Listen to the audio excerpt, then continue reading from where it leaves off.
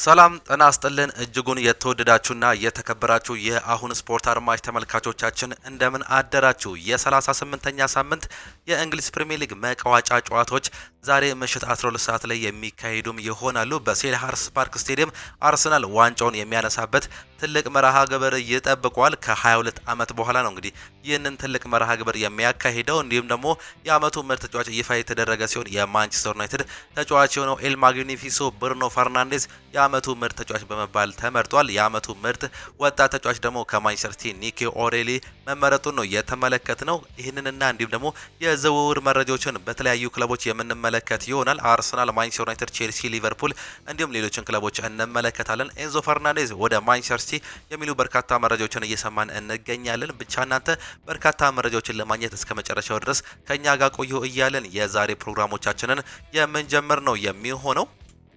ትላንትና ከሀገር ውስጥ እስከ ባህር ማዶ የተለያዩ ጨዋታዎች ተደርገውም ነበር። ከሀገር ውስጥ ስንጀምር ትላንትና ቀይ ቀበሮቹ የመጨረሻ ጨዋታቸውን አድርገው ነበር። የ17 ዓመት በታች ብሔራዊ ቡድን ከሞዛምቢክ ጋር ያደረጉትን የጥሎ ማለፍ ጨዋታ በመለያ ምት 5-4 በሆነ ውጤት ተሸንፈዋል። የመጀመሪያውን 90 ደቂቃ አንዳቻ መውጣታቸው ነበር ቀጥታ ወደ መለያ ምት ማምራትም የቻሉት። ሁለቱ ቡድኖች በመደበኛው የጨዋታ ክፍለ ጊዜ አንዳቻ ማጠናቀቃቸውን ተከትሎ እንግዲህ በመለያ ምት 5-4 በሆነ ውጤት የኢትዮጵያ ብሔራዊ ቡድን ተሸንፏል። በጨዋታው ለቀይ ቀበሮቹ የመሪነትን ጎል አሚር ሚስባህ አስቆጥሮም ነበር። ውጤቱን ተከትሎ ኢትዮጵያ ለዓለም ዋንጫ ሳትሳተፍ መቅረቷ ትላንትና እንግዲህ የተረጋገጠው ውጤት ነው። ትላንትና በርካታ ነገሮችን ተጫዋቾቹ ሲያደርጉም ነበር። በስተመጨረሻም ግን አለመሳካቱን ተከትሎ እንግዲህ በእንባ ሲራጩ ተመልክተናቸውም ነበር። የሚችሉትን ሁሉ አድርጓል።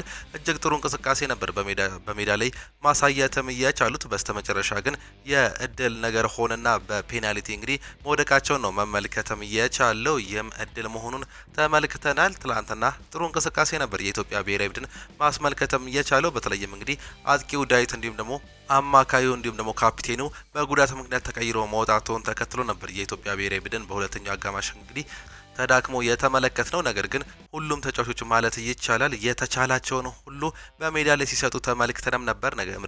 በስተመጨረሻም ግን ይህ ነገር ሊሳካላቸው አልቻለም። ብዙ ስንቅ ይዘው እንደሄዱ ያስታውቃሉ። በስተመጨረሻ አለመሳካታቸው ይህ ነገር በጣም ልባቸውን እንደሰበረው በሜዳ ላይ የተመለከትነውም ጉዳይ ነው። ከዚህ የምንመለከተው ዋነኛ ነገር እንግዲህ የኢትዮጵያ ብሔራዊ ቡድን ለቀጣይ ምን ያህል ትላልቅ ተጫዋቾችን ማውጣት እንደሚችል እንዲሁም ደግሞ ታዳጊ ላይ በርካታ ስራዎች እየተሰሩ እንደሚገኙ የሚያረጋግጥ ውጤት መሆኑን በርካቶቹ የሚተማመኑበት ዋነኛም ነገር ነው።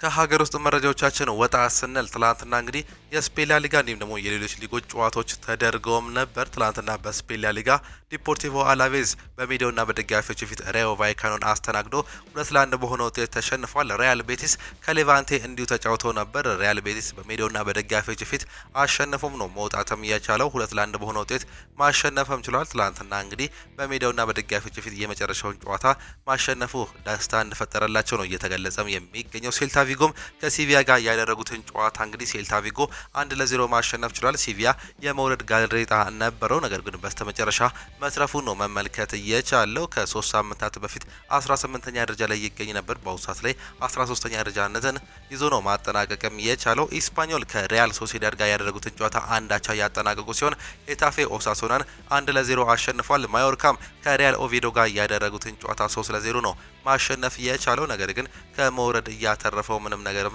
አልነበረም። ስለሱም የምናነሳውም ይሆናል። ሪያል ማድሪድ የመጨረሻ ጨዋታቸውን እንግዲህ በሳንቲያጎ በርናቦ በጣፋጭ ድል ማስመዝገብ ችለዋል። አትሌቲኮ ቢልባኦን አስተናግደው 4-2 ያሸነፉበትም ጨዋታ ነው። ጎንጋሎ ካርሻ፣ ጁድ ቤሊንጋም እንዲሁም ደግሞ ኪሊያን ምባፔና ብራሂም ዲያዝ ነበሩ ጎሎችን ማስቆጠርም የቻሉት። ጉሩይዝካ እንዲሁም ደግሞ ሌላኛው ደግሞ ኢዜታ ሁለቱን ጎሎች እንግዲህ ለአትሌቲኮ ቢልባኦ ያስቆጠሩ ተጫዋቾችም ነበሩ። ብራሂም ዲያዝ እንዲሁ ሌላ ጎል ማስቆጠሩን ተመልክተንም ነበር። ነገር ግን ቫር እንደሻረበት ነው መመልከትም የቻለው። በጨዋታው ላይ ፒተርች እንዲሁም ደግሞ ዳኒ ካርቫል እና አልቫሮ ካራሬስ አሲስት ያደረጉ ተጫዋቾችም ነበሩ። ዳኒ ካርቫል እና ዴቪድ አላባ ትላንትና ሽኝት የተደረገላቸው የሪያል ማድሪድ ተጫዋቾች መሆናቸው ነው መመልከት የቻለው። 22 ዓመታትን በሪያል ማድሪድ ማሳለፍ የቻለው ካፒቴኑ ዳኒ ካርቫል ትላንትና እጅግ ሰፊ ሽኝትን ነው ሲደረግለት መመልከትም የቻለው። በሳንቲያጎ በርናቦ በስተመጨረሻም በድል ማጠናቀቅም ችለዋል። ጂሮና ኤልቼ ጋር ያደረጉትን ጨዋታ አንዳቻ ያጠናቀቁ ሲሆን ቫሌንሺያ ባርሴሎናን አስተናግዶ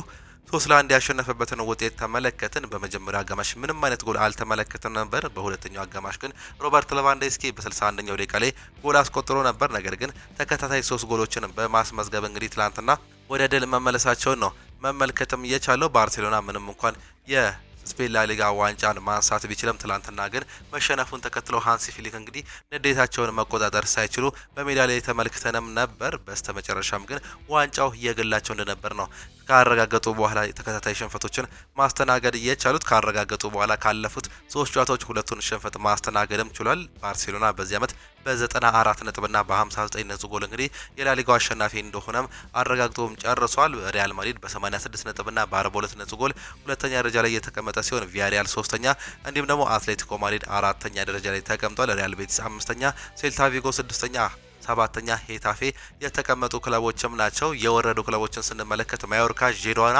እንዲሁም ደግሞ ሪያል ኦቪዶ በዚህ ዓመት መጥቶ ዳግም መውረዱን ነው እንዲሁ ማረጋገጥም የቻለው። በርካቶቹ ምናልባትም ሲቪያ የመውረድ ጋሬጣውን እንግዲህ ተከትሎ በርካቶቹ ሲፈሩለትም ነበር። ነገር ግን የመጨረሻዎቹን 2 ጨዋታዎችን ቢሸነፍም 13ኛ ደረጃነትን ይዞ መትረፍም ችሏል። እጅግ በጣም የሚገርመው እንግዲህ ከ12ኛ እስከ 17ኛ ደረጃነት ያለውን የነጥብ ልዩነት ስንመለከት እንግዲህ አንድ ብቻ ነው። ነገር ግን እጅግ የሚገርመው በጎል ልዩነት ነው መውደቅም የቻሉት። ኦሳሱናም ማዮርካንም እንዲሁም ደግሞ ሌቫንቴንም ብንመለከት በተመሳሳይ 42 ነጥብ ይዘውም ነበር ማጠናቀቅ የቻሉት። ነገር ግን ማዮርካ 10 የግብ ዕዳ በመያዝ እንግዲህ መውረዱን ያረጋገጠ ክለብ መሆኑን ነው በትላንትናው ዕለት መመልከትም የቻልነው።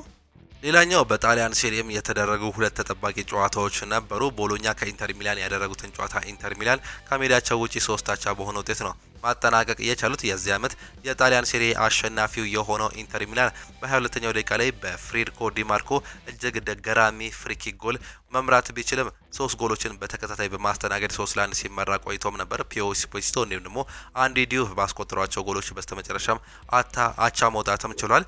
ኢንተር ሚላን በዚህ ዓመት እንግዲህ የጣሊያን ሴሪ የስኩዴቶ አሸናፊ ሆኗል በ87 ነጥብና በ54 ነጥብ ጎል። ናፖሊ 73 ነጥብ እንዲሁም ደግሞ 21 ነጥብ ጎሎችን በመያዝ በአሁኑ ሰዓት ላይ ሁለተኛ ደረጃ ላይ ተቀምጧል። አንድ ጨዋታ ዛሬ ይጫወታሉ። ኤሲ ሚላንም እንዲሁ በ7 ነጥብና በ19 ነጥብ ጎል ሁለተኛ ደረጃ ላይ የተቀመጠም ክለብ ነው። ሮማ አራተኛ፣ ኮሞ አምስተኛ፣ ጁቬንቱስ ስድስተኛ እንዲሁም ደግሞ አታላንታ 7ኛ ደረጃ ላይ ተቀምጧል። እነዚህ ክለቦች እንግዲህ ዛሬ የሚያደርጉት ጨዋታ ተጠባቂም የሚያደርገው ሌላኛው ጨዋታ ነው። እንዲሁ ትላንትና ሌላ ጨዋታ የተደረገ ሲሆን ላዚዮ ከፒሳ ጋር ያደረጉትን ጨዋታ 2-1 በሆነ ውጤት ማሸነፍ መቻላቸውን ነው መመልከትም የቻለው። በዲኤፍቢ ፖካል ባየር ሙኒክ ከስቱትጋርት ጋር የፍጻሜ ጨዋታም ነበራቸው። በጨዋታውም እንግዲህ ሃሪኬን ሃትሪክ መስራትም ችሏል። በ55ኛው ደቂቃ ላይ በ82ኛው እንዲሁም ደግሞ በ92ኛው ደቂቃ ላይ ባስቆጠረው ጎል ሃሪኬን ትላንትና ለቲሙ ዋንጫ ይዞ መምጣትም ችሏል። ሃሪኬን በዚህ ዓመት በ52 ጨዋታዎች 61 ጎሎችን በማስቆጠር እንግዲህ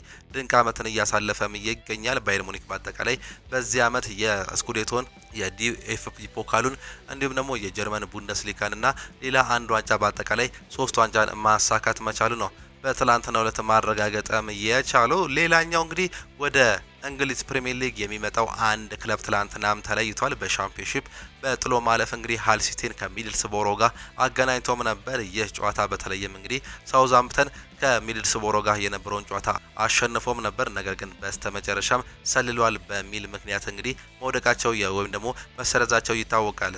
ሳውዝሃምፕተን እንዲሁም ደግሞ በሚቀጥለው ዓመት 4 ነጥቦችን እንደሚቀጡም ይታወቃል። ሚድልስቦሮ በዚህም የተነሳ ወደ ፍጻሜ መድረስም ችሎ ነበር። ነገር ግን ትላንትና ብዙ ሙከራዎችን አድርገው ነበር። ወደ 12 የሚጠጋ ሙከራዎችን አድርገው ነገር ግን ምንም አይነት ጎል ማግኘትም አልቻሉም። ምንም ኦን ታርጌት መሞከር አልቻሉም። ሃል ሲቲዎች በአጠቃላይ 9 ሙከራዎችን አድርገው 2 ኦን ታርጌት ነበሩ። በ95ኛው ደቂቃ ላይ ባስቆጠሩት ጎል እንግዲህ ወደ እንግሊዝ ፕሪሚየር ሊግ ከ9 ዓመት በኋላ መመለስም ችለዋል። ሃል ሲቲ ቢጫዎቹ እንግዲህ ወደ እንግሊዝ ፕሪሚየር ሊግ መምጣታቸውን ትላንትና ያረጋገጡም ውጤት መሆኑ ነው መመልከት እየቻለው። በዚህም የተነሳ እንግዲህ በዚህ ዓመት በተለይም ሃል ሲቲ፣ ኢፕስዊች እንዲሁም ደግሞ ኮቨንትሪ ሲቲ በእንግሊዝ ፕሪሚየር ሊግ የምንመለከታቸው ክለቦችም ናቸው። ሃል ሲቲ ትላንትና እንደተመለከት ነው እንግዲህ ምን ያህል መከላከል ላይ ያተኮረ ጨዋታ እንደሚጫወቱ ያረጋገጥነውም ጉዳይ ነው። በሚቀጥለው ዓመት ምናልባትም ሌላኛውን ዲማቲዮን ቲም በሃል ሲቲ በኩል የምንመለከት ይሆናል። በስተመጨረሻም ሃል ሲቲ ከ9 ዓመት በኋላ ወደ እንግሊዝ ፕሪሚየር ሊግ የመጣው ሌላኛው ክለብ መሆኑን ነው መመልከትም የቻልነው። ዓመቱን በተለያዩ ጨዋታ ያስደሰቱን የተለያዩ ሊጎች ዛሬ ማገባደጃቸውን ያደርጋሉ። በተለይም የእንግሊዝ ፕሪሚየር ሊግ ዛሬ አመሻሽ 12 ሰዓት ላይ መገባደጃውን እንዲሁ የሚያረጋግጥ ይሆናል። የስፔን ላሊጋም እንዲሁም የጣሊያን ሴሪ የመጨረሻ ጨዋታዎች ዛሬ የሚካሄዱም ነው የሚሆኑት። ዛሬ በእንግሊዝ ፕሪሚየር ሊግ ሁሉም ጨዋታዎች በተመሳሳይ ሰዓት በተመሳሳይ ደቂቃ ምሽት 12 ሰዓት ላይ የሚጀምሩም ነው የሚሆኑት። የእንግሊዝ ፕሪሚየር ሊግ አሸናፊው አርሰናል በሴልሃርስት ፓርክ ስቴዲየም ከሜዳቸው ውጪ ዋንጫቸውን እንግዲህ በዛው በምዕራብ ለንደን በደቡብ ለንደን እንግዲህ የሚያነሱም ነው የሚሆኑት። እነዚህን ጨዋታዎች ለመመልከት ያክል ዛሬ በተለይም ከሚጠበቁ ጨዋታዎች መካከል ወደ አውሮፓ ሻምፒዮንስ ሊግ ማን ይገባል፣ በዩሮፓ ሊግ ማን ይሳተፋል፣ እንዲሁም ላለመውረድ የሚደረጉ ጨዋታዎችም አሉ። ዌስትሃም ዩናይትድ ከሊድስ ዩናይትድ ጋር የሚያደርገው ጨዋታ እጅግ በጣም ተጠባቂው ጨዋታ ነው። ዌስትሃም ዩናይትድ ይህን ጨዋታ አሸንፎ ቶተናም ደግሞ የሚሸነፍ ከሆነ ቶተናም ሆስፐር የሚወርድ ይሆናል። ዌስትሃም ዩናይትድ አቻ የሚወጣ ከሆነ እንዲሁም ደግሞ ሌላኛው ተቃራኒ ክለብ የሆነው ቶተናም ሆስፐር የሚሸነፍ ወይም ደግሞ አቻ የሚወጣ ከሆነ እንግዲህ ይህን ጨዋታ በማሸነፍም ሆነ በመሸነፍ የሚያልፍ ነው የሚሆነው። ዌስትሃም ዩናይትድ ዛሬ ግዴታ ማሸነፍ ውስጥ ገብቶ ነው ከሊድስ ዩናይትድ ጋር የሚያደርገውን ጨዋታ በሜዳው በለንደን ስቴዲየም ነው ይህን ጨዋታ የሚያደርገው። ዋና ዳኛ አንቶኒ ቴለር እንዲሁም ደግሞ ቫሩን ደግሞ ጆን ብሩክስ እንደሚመሩት ነው እየተገለጸም የሚገኘው። ዌስትሃም ዩናይትድ ያለፉትን ተከታታይ 3 ጨዋታዎች በአሰልጣኝ ኑኖ ስፒሪቶ ስር ተሸንፈዋል። በኒውካስል ዩናይትድ፣ በአርሰናል እንዲሁም ደግሞ በብሬንትፎርድ ተከታታይ ሽንፈትን ነው ማስተናገድ የቻሉት። መውረዱን ያረጋገጡት ሌሎች ክለቦችን እንግዲህ ተመልክተናል። በርንሌይ እንዲሁም ደግሞ ወልቨርሃምፕተን በዚህ ዓመት መውረዳቸውን አረጋግጠዋል። ሌላኛው አንደኛው ክለብ ማን ይወርዳል? እስካሁን ድረስ እንግዲህ አጓጊነቱ ነው እየቀጠለም የሚገኘው። ይህ ጨዋታ ተጠባቂ የሚያደርገው ዋነኛው መንስኤም ይህ ነው። እነዚህ ሁለቱ ክለቦች በታሪክ በተገናኙበት ጊዜ ዌስትሃም ዩናይትድ የቅርብ ጊዜውን ስንመለከት 5 ጊዜ አሸንፈዋል። ሁለቱን ሊድስ፣ 3ቱን ደግሞ በአቻ ውጤት ነው ማጠናቀቅ የቻሉት። የመጀመሪያ ዙር የዚህ ዓመት ጨዋታውን ሊድስ ዩናይትድ 2-1 በሆነ ውጤት ማሸነፉን እናስታውሳለን። አዳማ ትራውሬ ብቻ ነው በዚህ ጨዋታ ላይ የማይገኘው ከዌስትሃም በኩል። በሊድስ ዩናይትድ በኩል ስንመለከት እንግዲህ አንዳንድ ተጫዋቾች ጉዳት ላይም ይገኛሉ። እንደ አራንሰን፣ አንቶኒ ስታች እንዲሁም ደግሞ ኦካፎር ያሉ ተጫዋቾች በዛሬው ጨዋታ ላይ የማይገኙበት እድል ሰፊ እንደሆነ ነው እየተገለጸም የሚገኘው። ጃሮድ ቦወን ዛሬ ቲሙን ይዞት ይወጣ ይሆን? በርካቶቹ ይጠብቃሉ። በዚህ ዓመት 8 ጎልና 10 አሲስቶችንም በማስመዝገብ እንግዲህ በዌስትሃም ዩናይትድ ቤት ድንቅ ጊዜውን እያሳለፈም ይገኛል። ካሎም ዊልሰን 6 ጎልና 1 አሲስት፣ ሰመርቬይል ደግሞ 5 ጎልና 1 አሲስት፣ ማቲያስ ፈርናንዴዝ 3 ጎልና 3 አሲስት በማስመዝገብ በዌስትሃም በኩል እንግዲህ በዚህ ዓመት ድንቅ እንቅስቃሴያቸውን ያሳዩ ተጫዋቾች ናቸው። በተለይም ጃሮድ ቦወን፣ ሰመርቬይል እና ማቲያስ ኑኔዝ በርካቶቹ በአሁኑ ሰዓት ላይ የሚፈልጓቸው ተጫዋቾች ናቸው። ማቲያስ ኑኔዝ እንደ ማንቸስተር ዩናይትድ፣ አርሰናል ሊመሳሰሉ ክለቦች ይፈልጉታል። ጃሮድ ቦወን ምንም እንኳን እድሜው ቢገፋም እንግዲህ ወደ ሌሎች የእንግሊዝ ፕሪሚየር ሊግ ክለቦች የሚሄድ እድል እንዳለው እየተገለጸም ይገኛል። በሊድስ ዩናይትድ ቤት የቀድሞ የኤቨርተን ተጫዋች ነው ዶሚኒክ ካልቨርት-ሌን 14 ጎልና 1 አሲስት ያስመዘገበ ሲሆን ኖህ ኦካፎር 8 ጎልና 1 አሲስት፣ አርንሰን 4 ጎልና 5 አሲስት፣ አንቶን ስታች 5 ጎልና 3 አሲስት ያስመዘገቡ የዚህ ዓመት ድንቅ ተጫዋቾችም ናቸው። ይህ ጨዋታ 12 ሰዓት ላይ በለንደን ስቴዲየም በዌስትሃም በሜዳው የሚያደርገው ጨዋታ ነው ተጠባቂም የሚያደርገው። ሰንደርላንድ ከቼልሲ ሌላኛው ተጠባቂ ጨዋታ ነው። ቼልሲ በዩሮፓ ሊጉ ለመሳተፍ የሚያደርገውን ጥረት በዚህ ጨዋታ ላይ በስታዲየም ኦፍ ሌፍት ከሜዳቸው ውጪ የሚያደርጉ ጨዋታ ይጠበቃል። ቼልሲዎች እንግዲህ በዚህ ዓመት በአውሮፓ ሻምፒዮንስ ሊጉ እንደማይገቡም አረጋግጠዋል። በአሁኑ ሰዓት ላይ ያላቸው ብቸኛ እድል የዩሮፓ ሊግ ወይም ደግሞ የኮንፈረንስ ሊግ ነው። ይህም እንግዲህ በእነሱ ውጤት የሚመዘገብበት እድል ጠባብም ያደርገዋል። በርንሞዝ እንዲሁም ደግሞ ብራይተን ኤንድ ሆቭ አልቢዮን 6ኛና 7ኛ ደረጃ ላይ ተቀምጠዋል።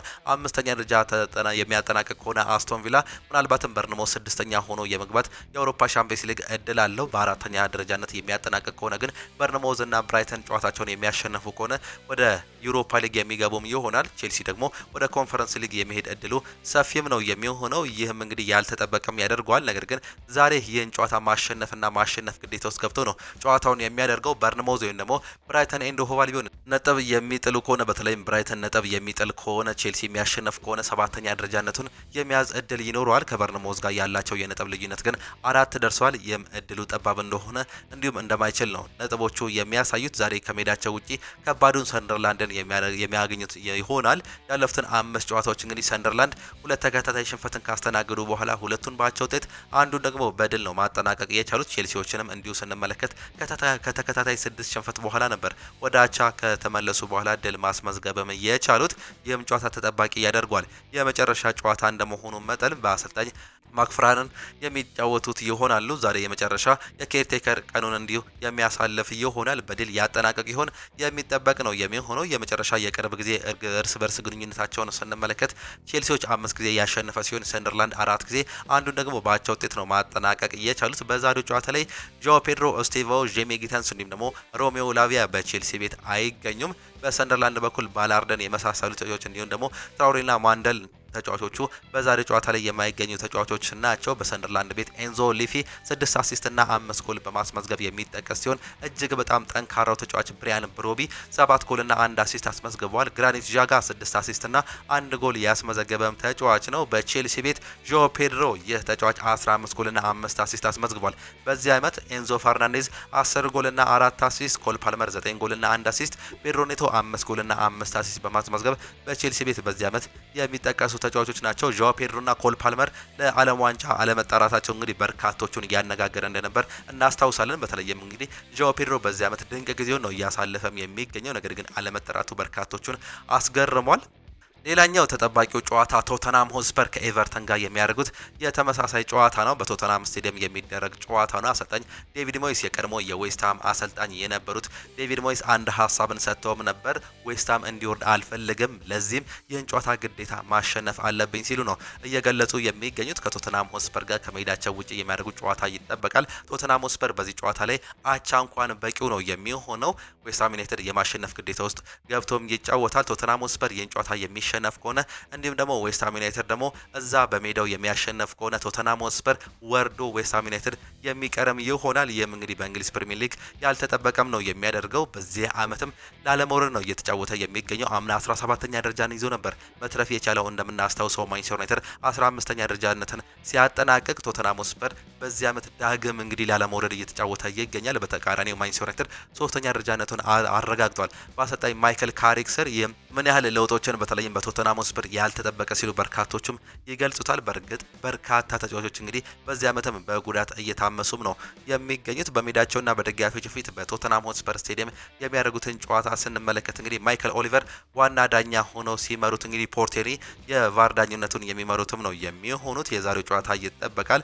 በእርግጥ ኤቨርተንን ያለፉትን 5 ጨዋታዎች ስንመለከት አንዱንም ማሸነፍ አልቻሉም። በ3ቱ ሽንፈት፣ በሁለቱ ደግሞ አቻ ማስመዝገብ ችለዋል። ቶተናም ሆትስፐር ካለፉት 5 ጨዋታዎች በሁለቱ ድል በሁለቱ አቻ በአንዱ ብቻ ነው ሽንፈትን ማስተናገድም የቻሉት። ያለፈው ጨዋታ የለንደን ጨዋታ በተለይም በለንደን ደርቢ ከቼልሲ ጋር የነበራቸውን ጨዋታ 2-1 በሆነ ውጤት መሸነፋቸው የምናስታውሰው ጉዳይ ነው። እነዚህ ሁለቱ ክለቦች በቅርብ በተገናኙበት ጊዜ ቶተናም ሆትስፐር 5 ጊዜ ማሸነፍ ችሏል። ኤቨርተን 1 ጊዜ ብቻ ነው ማሸነፍ የቻለው። 4ቱን ባቻ ውጤት ነው ማጠናቀቅ የቻሉት። በዛሬው ጨዋታ ላይ በባለሜዳው ቶተናም ሆትስፐር ቤት ካፒቴኑን ክርስቲያን ሮሜሮን ጨምሮ ዣቪ ሲሞንስ፣ መሐመድ ቅዱስ፣ ዊልሰን ኦዶበርት፣ ዶሚኒክ ሶላንኬ፣ ቤን ዴቪስ እንዲሁም ደግሞ ዲያን ክሎዜቭስኪ እነዚህ ተጫዋቾች በጉዳት ምክንያት አይገኙም። የነ ጄምስ ማዲሰን መመለስ ግን የዛሬው ጨዋታ ላይ እንግዲህ ምናልባትም ልዩነት ይፈጥራሉ ተብሎም ይጠበቃል። በነ ኤቨርተን በኩል ኢድሪስ አጓዬ እንዲሁም ደግሞ ጃክ ግሪሊሽ እና ጃላል ብሬዝዌት በጉዳት ምክንያት የማይገኙ ተጫዋቾችም ናቸው። ሪቻርልሰን ለዓለም ዋንጫው ያልተጠራው ይህ ብራዚላዊ ተጫዋች 11 ጎል እና 4 አሲስት አስመዝግቧል። በዚህ ዓመት ዣቪ ሲሞንስ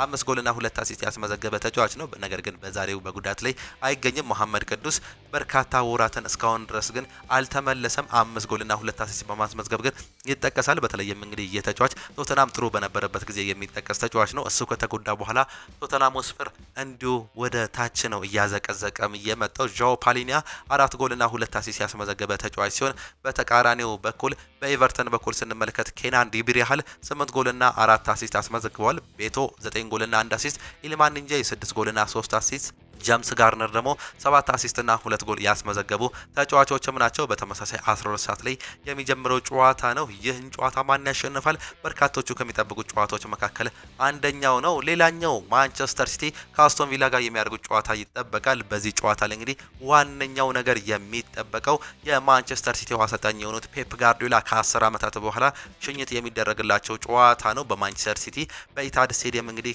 ትልቅ አሸኛኘት ይደረግላቸዋል ተብሎ ይጠበቃል። ይህን ጨዋታ በማሸነፍ እንግዲህ ታሪክ ሰርተው ለማጠናቀቅ ይሞክራሉ። በዚህ ዓመት እንግዲህ በተለይም ኮንሲስተንት ሆኖ ባይጀምሩም በስተመጨረሻ ግን ሙከራዎችን አድርገው ነበር። በስተመጨረሻም አርሰናል ዋንጫውን ያንሳው እንጂ በርካቶቹ ይጠብቁታል።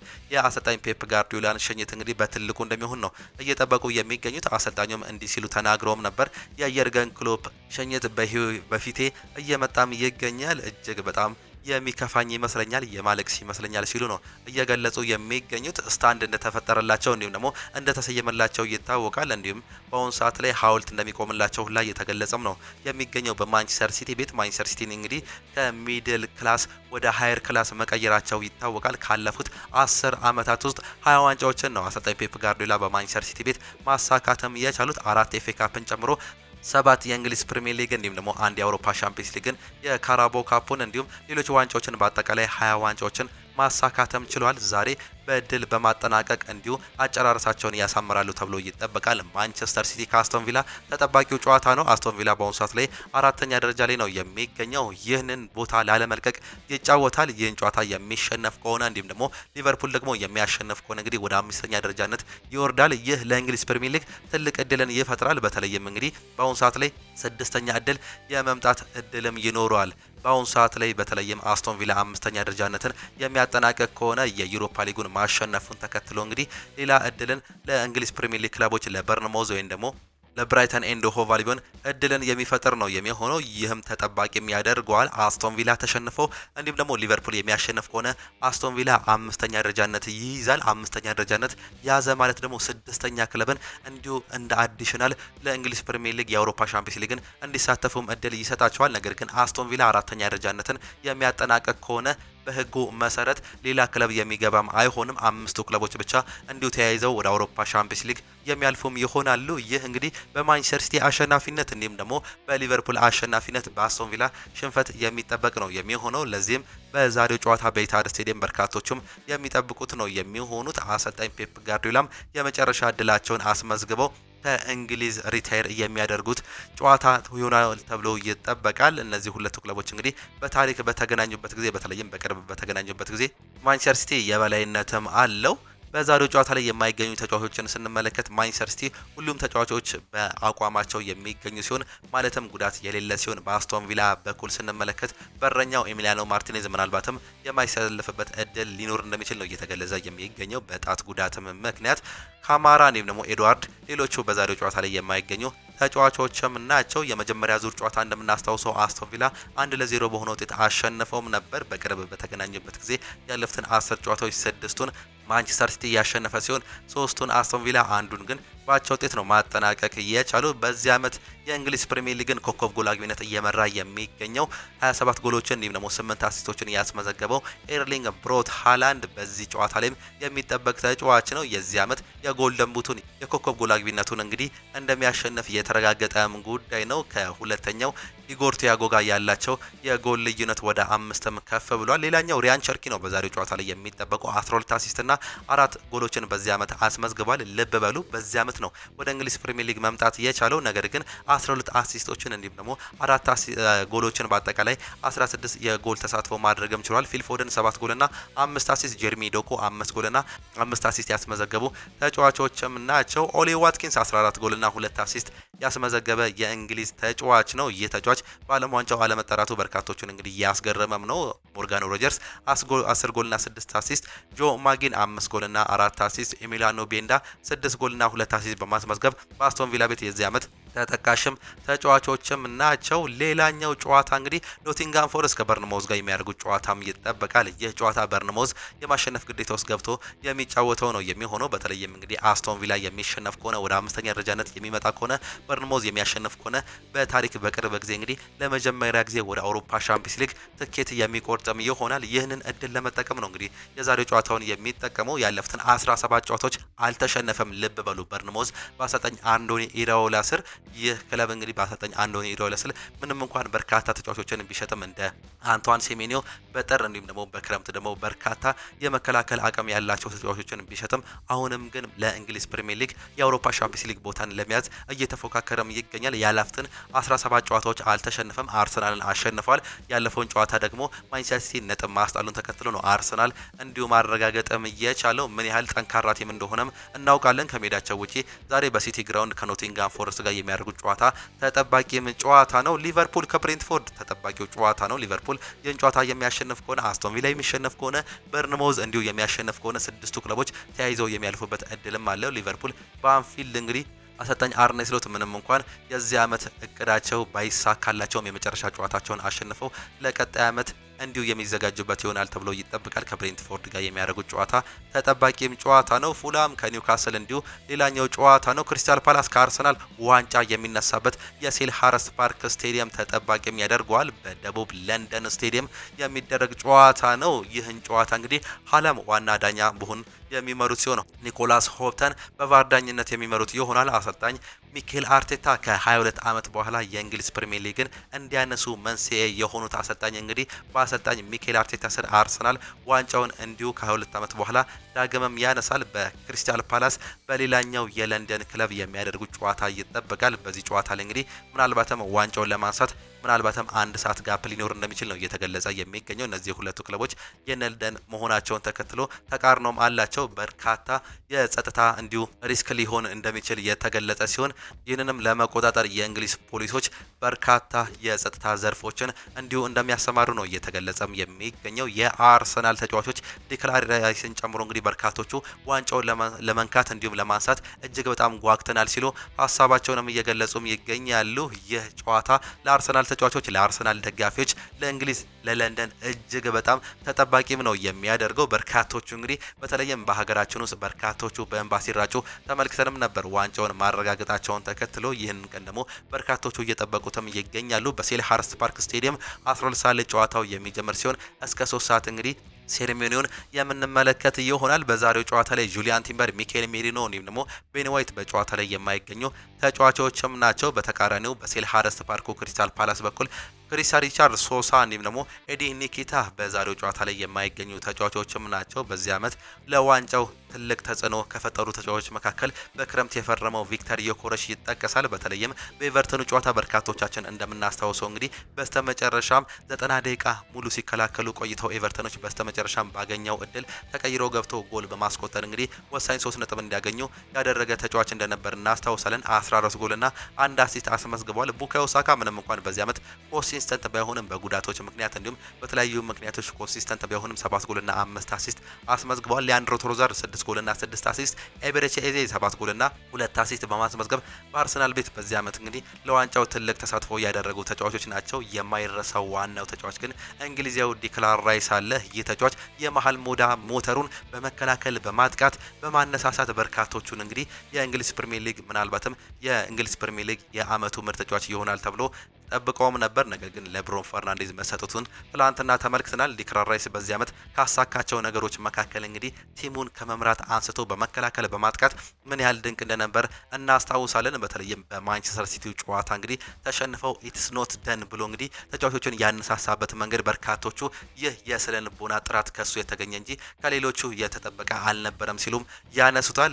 ኤቤሬቺ ኤዜን ጨምሮ በርካቶቹ በዚህ ዓመት እንግዲህ የፈረሙ ተጫዋቾች ድንቅ እንቅስቃሴውንም አሳይቷል። ቪክተር ዮኮረሽ ዋነኛው የዚህ ዓመት ድንቅ ተጫዋች ነው። ከፈረሙ ተጫዋቾች መካከል የማርቲን ዙቢሜንዲ ወደ መጨረሻ አካባቢ መዳከም ምናልባትም አርሰናል ውስጥ ሪስክ ከቷቸው ነበር። ነገር ግን በዛ ቦታ ላይ የተሰለፉት እንደ ማይክል ሉዊስ ስኬሊ ያሉ ተጫዋቾች እንግዲህ ምን ያህል ጥሩ እንደነበር ያለፉትን 3-4 ጨዋታዎች ተመልክተናል። አርሰናል በስተመጨረሻም ከ22 ዓመት በኋላ በሴልሃርስት ፓርክ ስቴዲየም ዋንጫውን ከፍ አድርገው የሚሱምም ይሆናል። በርካቶቹ የሚጠብቁት ጨዋታ ይህ ጨዋታ ነው። በርንሌይ ከወልቭስ የሚያደርጉት ጨዋታ ነው። እነዚህ ሁለቱ ክለቦች ደግሞ መውረዳቸውን አረጋግጧል። ዝም ብለው ለማሟላት ነው ይህን ጨዋታ የሚያደርጉት። ሁለቱም ወደ ሻምፒዮንሺፑ መውረዳቸውን ያረጋገጡ ክለቦችም ናቸው። ሌላኛው ብራይተን ኤንድ ሆቭ አልቢዮን ከማንቸስተር ዩናይትድ ጋር የሚያደርጉት ጨዋታም ነው። ማንቸስተር ዩናይትድ 3ኛ ደረጃነቱን ማረጋገጡን ተከትሎ እንግዲህ በዚህ ጨዋታ ላይ በቤንች ይገባል ተብሎ ይጠበቃል። ዋነኛ ከዚህ ከሚጠበቁ ነገሮች መካከል ምናልባትም እንግዲህ ብሩኖ ፈርናንዴዝ ይህን ታሪክ የግሉ ለማድረግ በዛሬው ጨዋታ ላይ አንድ አሲስት የሚያስመዘግብ ከሆነ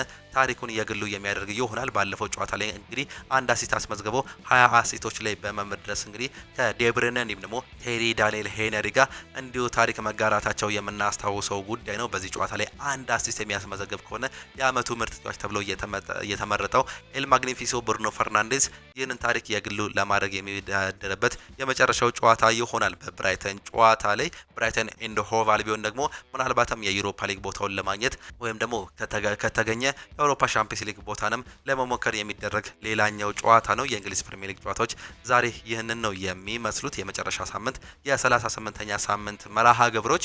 ሌላኛው በስፔን ሊጋ አንድ ጨዋታ ይደረጋል። በ38ኛ ሳምንት መርሃ ግብር ቪያሪያል ከአትሌቲኮ ማድሪድ ጋር የሚያደርጉት ተጠባቂ መርሃ ግብር አለ። ምሽት 4 ሰዓት ላይ የሚደረግ ጨዋታ ነው። በጣሊያን ሴሪም የመጨረሻ ጨዋታዎች ዛሬ የሚካሄዱም ይሆናሉ። ከቀን ጀምሮ የሚደረጉ ጨዋታዎች ናቸው ያሉት። ፓርማ ከሳሱሎ የሚያደርጉ ጨዋታ ይጠበቃል። ናፖሊ ዩዲኒዜን ያስተናግዳል። ሄላስ ቬሮና ከሮማ ጋር እንዲሁ የሚጫወቱ ሲሆን ቶሪኖ ከጁቬንቱስ 3 ሰዓት ከ45 ይጫወታሉ። ኤሲ ሚላን ከካግሊያሪ፣ ሌቼ ከጂሮና እንዲሁም ደግሞ ክሬሞኔሴ ከኮሞ ጋር የሚያደርጉት ጨዋታ ይጠበቃል። ማን በአውሮፓ ሻምፒዮንስ ሊግ፣ በዩሮፓ ሊግ፣ በኮንፈረንስ ሊግ ይሳተፋል የሚለው ያለየው የጣሊያን ሴሪ በአሁኑ ሰዓት ላይ እንግዲህ እነዚህ ጨዋታዎች በተመሳሳይ ምሽት 3 ሰዓት ከ45 ላይ የሚጀምሩም ነው የሚሆኑት።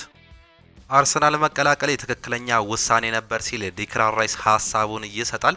እንግሊዛዊ አማካይ ዴክላን ራይስ አርሰናል መቀላቀሉ ትክክለኛ ውሳኔ እንደነበር ነው የገለጸው። ከአርቴታ ጋር ስለነበረው ንግግር የተጠየቀው ዴክላን ራይስ የሚናገርበት እንዲሁም ደግሞ እቅዱን የሚገልጽበት መንገድ እጅግ በጣም የተለየ ነው ሲሉ ነው እንዲሁ የሚያደንቀው ዴክላን ራይስ። ሲገልጸውም ደግሞ ከአርቴታ ጋር እጅግ በጣም ድንቅ ጊዜን እንዲሁ መነጋገርም ችለን ነበር ሲልም ይገልጻል። ሁሉንም የተናገረው ነገሮች ወደ ተግባር ተቀይረው እውነት ሆነዋል፣ በጣም ያስደንቃል ሲል ዴክላን ራይስ ስለ ሚኬል አርቴታ ሀሳቡንም ይሰጣል። አክሎም ወደ አርሰናል መዛወሩ ትክክለኛ ውሳኔ እንደነበር ነው ጨምሮም የተናገረው። ሌሎች አማራጮች ነበሩ ከአርቴታ ጋር ካወራም በኋላ ጠፉ። በጨዋታው እንዲሁ ነው በአሰልጣኝ እንደምዝናና እንደምኖርም ነግሮኝ ነበር። ይህ እጅግ በጣም ለኔ ትልቁ ነገር ነው ሲል ዴክላን ራይስም ነው የተናገረው። እስካሁን ድረስ እጅግ በጣም እየጓጓው እገኛለሁ፣ ዋንጫውን እስከነካው ድረስ ደግሞ እንቅልፍ አጥቻለሁ፣ ለጨዋታው እጅግ በጣም ጓግቻለሁ ሲል ነው ስለዛሬው ጨዋታም እያነሳም የሚገኘው። በርካቶቹ ይህን ጨዋታ እንደሚጓጉለት እንደሚናፍቁት እየገለጹም ይገኛሉ። ዋንጫውን በጣም ናፍቀኗል፣ እስከምነካው መቆየትም አልቻልንም ሲል ነው ሀሳቦችን እየገለጹም የሚገኙት። ሌላኛው ቲዮ ዋልኮት ስለ አርሰናል ሻምፒዮን መሆንም ይናገራል። ባለፉት ጥቂት ቀናት የተመለከቱ ነገር በህይወቴ አይቻለሁ ብዬ በፍጹም ያልገመትኩት ነገር ነው፣ እጅግ በጣም ተአምር ነው ሲልም ነው የገለጸው። ሀገራት፣ አህጉራት፣ ትናንሽ መንደሮች ጭምር በሁሉም ቦታዎች ማለት የሚቻል መልኩ ሰዎች አርሰናል ሊጉን ማሸነፉን ተከትሎ በደስታ ሲያብዱ ነበርም ሲልም ይገልጻል። አርሰናል በእግር ኳስ ዓለም ውስጥ እጅግ ካሉ ከባድ ታማኝ ወይም እውነተኛ ደጋፊዎች ባለቤት ነው። ትዕይንቱ ሰውነቴ ንዝረት እንዲፈጥርብኝም አድርጎኛል ሲልም ነው ሀሳቡን የገለጸው። አሁን ግን ከ22 ዓመት በኋላ ህልማችን እውን ሆኗል፣ ደስታችን አሁን እንዳታቋርጡ ሲል ነው የዋራይተም ሀሳቡንም መስጠትም የቻለው። አሰልጣኝ ሚኬል አርቴታም ሲናገር እዚህ ደረጃውን ከፍ አድርገናል፣ ሁሉንም ያለንበት ደረጃ ይህ ነው። አሁን ደግሞ ወደሚቀጥለው ደረጃ ለመሸጋገር ስልጠና እየሰራን እንገኛለን። ቀጣዩ እርምጃ ደግሞ በቡዳፔስት ሻምፒዮን ለመሆን ነው። ይህን ጨዋታም ለማሸነፍ ያለንን ሁሉ እንሰጣለን ሲል ነው ሀሳቡንም እየሰጠም የሚገኘው። ለኛ ይህ እጅግ ትልቅ ነው ሲልም ሀሳቡንም ይገልጻል። በቡዳፔስት የሚደረገው ጨዋታ እንግዲህ በግንቦት 22 ከፓሪስ ሳን ጀርሜን ጋር ተጠባቂ መርሃ ግብርም አለ። ከባድ መርሃ ግብር ነው። የአውሮፓ ሻምፒዮንስ ሊግ ዋንጫ በማንሳት ሌላ ታሪክ መስራት እንፈልጋለን ሲል አሰልጣኝ ሚኬል አርቴታ እንዲሁ መናገሩን እየሰማንም የምንገኘው ሌላኛው ተጠባቂው ነው። ብሩኖ ፈርናንዴዝ የአመቱ ምርጥ ተጫዋች በመባልም ተመርጧል። የእንግሊዝ ፕሪሚየር ሊግ የ2025-26 የውድድር ዘመን የአመቱ ምርጥ ተጫዋች ይፋም የተደረገ ሲሆን በዚህ መሰረት የማንቸስተር ዩናይትድ አማካይ ፖርቹጋላዊ ብሩኖ ፈርናንዴዝ የአመቱ ምርጥ ተጫዋች በመባልም ተመርጧል። ብሩኖ ፈርናንዴዝ በውድድር ዘመኑ 20 ለግብ የሆኑ ኳሶችን አመቻችቶ በማቀበል ሪከርድ መጋራቱ አይዘነጋም። በተጨማሪ ብሩኖ ፈርናንዴዝ 8 ጎሎችን ማስቆጠሩ የሚዘነጋም ጉዳይም አይደለም። ብሩኖ ፈርናንዴዝ 2010-11 ኒማንያ ቪዲች ካሸነፈ በኋላ ለመጀመሪያ ጊዜ ያሸነፈ የማንቸስተር ዩናይትድ ተጫዋች መሆኑም ነው የተገለጸው። ብሩኖ ፈርናንዴዝም እንግዲህ የእንግሊዝ ፕሪሚየር ሊግ የአመቱ ምርጥ ተጫዋች እንዲሁም ደግሞ የእንግሊዝ የእግር ኳስ ጻፊዎች የአመቱ ምርጥ ተጫዋች፣ የማንቸስተር ዩናይትድ የአመቱ ምርጥ ተጫዋችነትን እንግዲህ ሶስቱንም ያሸነፈም ተጫዋች ነው። ከሽልማቱ በኋላ አንድ ሀሳብን ሰጥቶም ነበር። ለቡድን አጋሮቼ ሁሌ እጅግ በጣም አመሰግናለሁ። እናንተ ጎሎችን ባታስቆጥሩ ኖሮ ይህን ነገር አላገኘም ነበር። ለእናንተ ሁሉንም የተመሰገነ ይሁን፣ እጅግ በጣም ደስ ብሎኛል ሲል ነው እንዲሁ እየገለጸም የሚገኘው። የሰር ማት በስቢ የአመቱ ምርጥ ተጫዋች ይፋም የሚደረግ ይሆናል። የዩናይትድ ተጫዋቾች የአመቱ ምርጥ ተጫዋች፣ የእንግሊዝ ፕሪሚየር ሊግ የአመቱ ምርጥ ጸሐፊዎች የአመቱ ምርጥ ተጫዋች፣ የእንግሊዝ ፕሪሚየር ሊግ የውድድሩ ዘመኑ ምርጥ ተጫዋች በመባልም ማሸነፉን ነው እንዲሁ የተመለከትነው። በርካታ ነገሮችን በዚህ አመት ማሳካት የቻለው ኤል ማግኒፊሶ እንግዲህ በማንቸስተር ዩናይትድ ስለ ማቲያስ ፈርናንዴዝ የዝውውሩ ሁኔታ ባለፉት ቀናት ውስጥ ከዌስትሃም ጋር ድርድሮች እንደነበሩም እንዲሁ ሌላኛው መረጃም እያሳየም ነው የሚገኘው። ማቲያስ ፈርናንዴዝ ምናልባትም በብሩኖ ፈርናንዴዝ ታግዞ ወደ ማንቸስተር ዩናይትድ የመምጣት እድል እንዳለው እየተገለጸም ይገኛል። በአሁኑ ሰዓት ላይ ማንቸስተር ዩናይትድ ኤደርሰንን እንግዲህ ከአታላንታ ለማምጣት በሁሉም ነገር ደረጃ እየተስማሙ እንደሚገኙ ነው እየተገለጸ የሚገኘው። በአሁኑ ሰዓት ላይ የዝውውር መረጃዎች እየሰፉ ይገኛሉ። ምንም እንኳን ዝውውሩ ባይከፈትም እንግዲህ ማንቸስተር ዩናይትድ ገና ካሁኑ ይህን ተጫዋች ያስማማዋል እንዲሁም ይፈርማል ተብሎም ነው የሚጠበቀው። ይህ ተጫዋች አስተውሉ የካርሎስ ካሴሜሮ ተተኪም አይደለም፣ ምናልባትም በማኑኤል ኡጋርቴ ቦታ የሚመጣ ተጫዋች እንጂ ሲሉ በርካቶቹም ይገልጻሉ። በካርሎስ ካሴሜሮ ቦታ በርካታ ተጫዋቾችም አሉ እንደ ሳንድሮ ቶላኒ፣ አዳም ዋርተን፣ ኤሊዮት አንደርሰን የመሳሰሉ ተጫዋቾች በዛ ቦታ ላይ የሚታዩ ተጫዋቾች ናቸው። ማንቸስተር ዩናይትድ በዚህ ዓመት ሚኒመም 2 የአማካይ ስፍራ ተጫዋቾች አሊያም ደግሞ 3 የአማካይ ስፍራ ተጫዋቾች ይፈርማሉ ተብሎ ይጠበቃል። ኤንደርሰን የሚጨርስ ከሆነ ምናልባትም ማቲያስ ፈርናንዴዝ ሌላኛው ተመራጭ ይሆናል። ሌላኛው ደግሞ አንዱ ትልቅ ምናልባትም እንደ ኤሊዮት አንደርሰን፣ ሳንድሮ ቶናሊ የመሳሰሉ ተጫዋቾችን በትልቅ ደረጃ ማንቸስተር ዩናይትድ የሚመለከትበት እድል እንዳለ ነው የተገለጸው። ማንቸስተር ዩናይትድ በዚህ ዓመት ከ5 እስከ 7 የሚጠጉ ተጫዋቾችን ያስፈርማል ተብሎ ይጠበቃል። የክንፍ አጥቂ እንዲሁም ደግሞ በረኛን ጨምሮም ማለት ነው።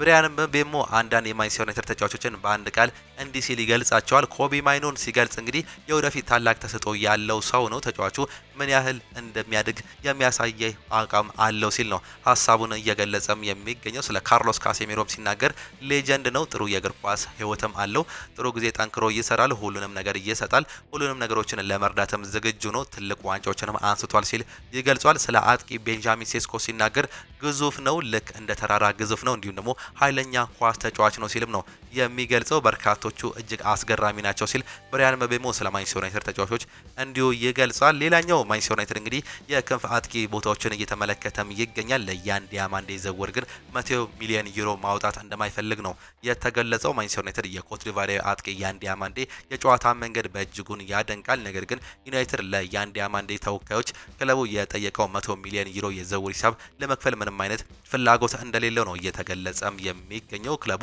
በዚህ ክረምት ትልቁን በጀት ማዋል ያለበት በአማካይ ክፍራ ቦታ ላይ እንደሆነም ያምናል። በዚህም የተነሳ ለዚህ ተጫዋች ይህን ያክል ገንዘብ ማውጣትም አይፈልግም። እስከ 80 ሚሊዮን ፓውንድ ለአማካይ ስፍራ ተጫዋቾች ያወጣል ተብሎ ይጠበቃል። በተለይም አንድ ትልቅ ተጫዋችን እንግዲህ በትልቅ ገንዘብ እንደሚያስፈርም ነው ፋብሪዚዮ ሮማኖ እየገለጸም የሚገኘው። ሃሜስ ሮድሪጌዝ ይናገራል። ማንቸስተር ዩናይትድን ለመቀላቀል ተቃርቤ ነበር ሲል ነው ሀሳቡንም የገለጸው።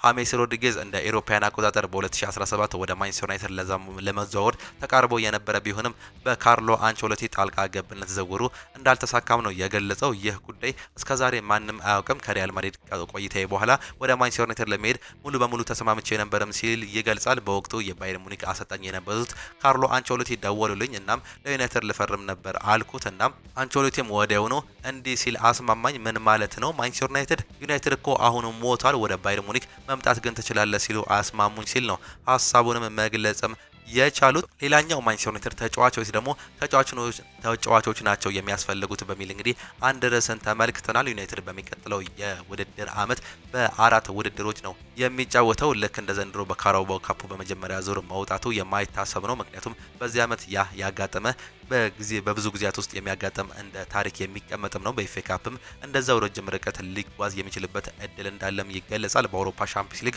አሁን ፎርማቱ ተቀይሯል። ተጫዋቾች ጨዋታቸውን ይኖሩባቸዋል። በዚህም ደግሞ ፕሪሚየር ሊጉ ሌላኛው ከባድ ሊግም ያደርገዋል። ይህ ታዲያ በዚህ ሰዓት ላይ እንደ ኤሊዮት አንደርሰን በ100 ሚሊዮን ፓውንድ በላይ ያወጣል የሚል በጀቶች እንግዲህ አሁን ሰዓት ላይ አጠያቂም ይሆናሉ።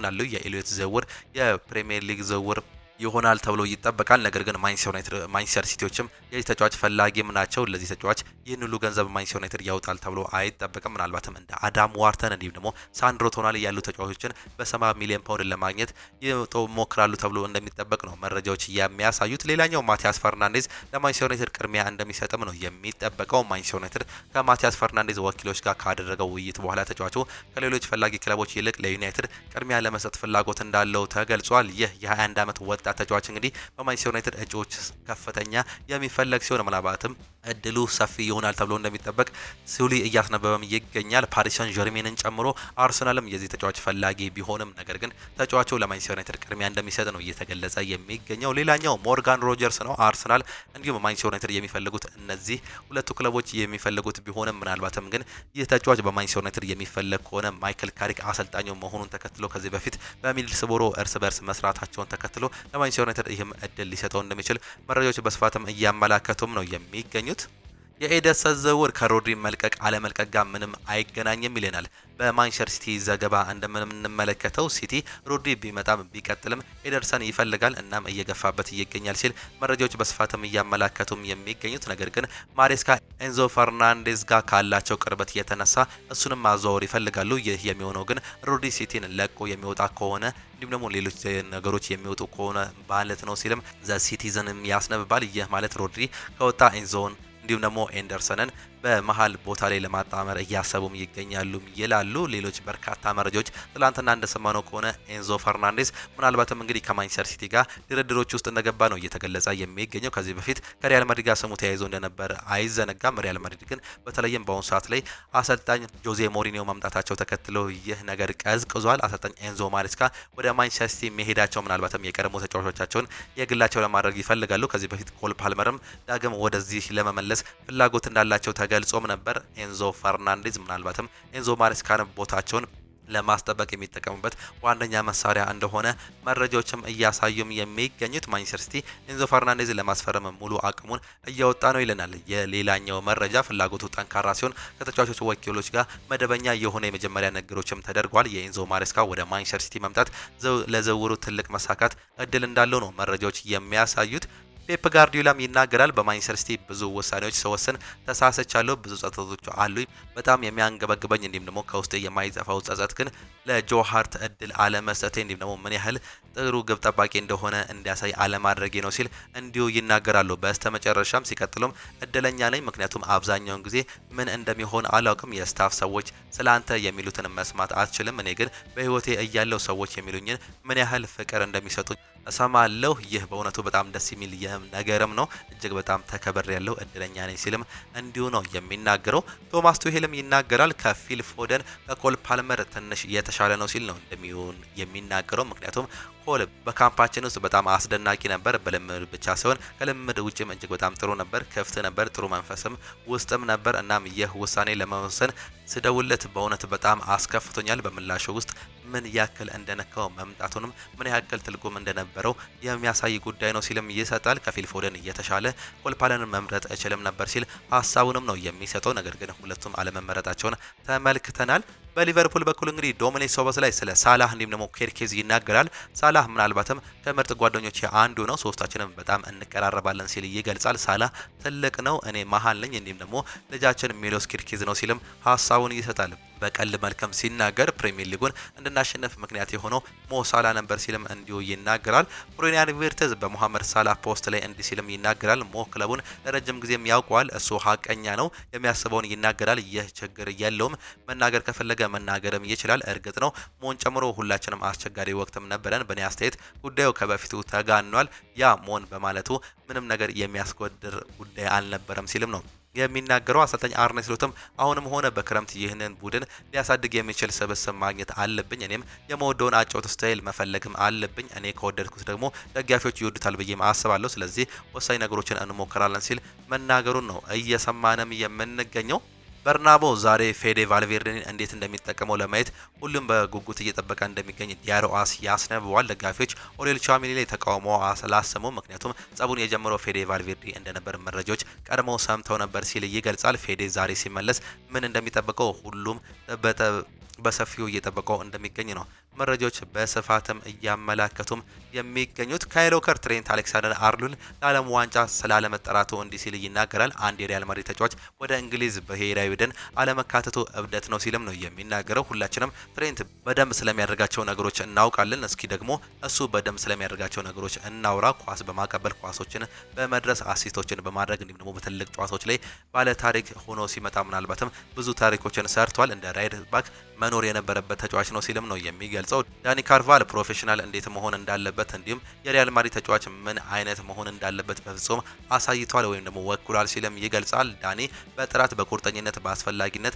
በሁሉም እሴቶች የተሞላ እግር ኳስ ተጫዋችም ነበር ሲልም ነው የሚገልጸው። ለኔ በዚህ አይነት ውስጥ እሱን ለማሰልጠን እድል በማግኘቴ እጅግ በጣም ኩራት ይሰማኛል ሲል ዳኒ ካርቫልን እንግዲህ ካርሎ አንቸሎቲ በሰፊው የተናገሩትም ጉዳይ ነው። ይህ ለኔ እጅግ በጣም አስገራሚ ነው ሲሉ ነው እየሰማንም የምንገኘው። እጅጉን የተወደዳችሁና የተከበራችሁ የአሁን ስፖርት አድማጭ ተመልካቾቻችን ለዛሬ የነበረን ስፖርታዊ መረጃዎቻችን ይህንን እየመስሉ ነበር። የመጨረሻ ሳምንት የ38ኛ ሳምንት የእንግሊዝ ፕሪሚየር ሊግ እንዲሁም ደግሞ የስፔን ላሊጋ ጨዋታዎች ዛሬ የሚካሄዱ ይሆናሉ። የእንግሊዝ ፕሪሚየር ሊግ አመሻሽ 12 ሰዓት ላይ፣ የስፔን ላሊጋ ደግሞ ምሽት 4 ሰዓት ላይ ጨዋታዎች የሚካሄዱ ነው የሚሆኑት። እነዚህን ጨዋታዎች እንድታዩ እየጋበዝናችሁ እንግዲህ የጠዋት ፕሮግራሞቻችንን የምናጠናቀቅ ይሆናል። በሰኞ የጠዋት ፕሮግራሞቻችን እስከምንገናኝ ድረስ ግን ቻው ቻው፣ መልካም ጊዜ መልካም ውሎ እንዲሆንላችሁ ዳግምም ተመኘን።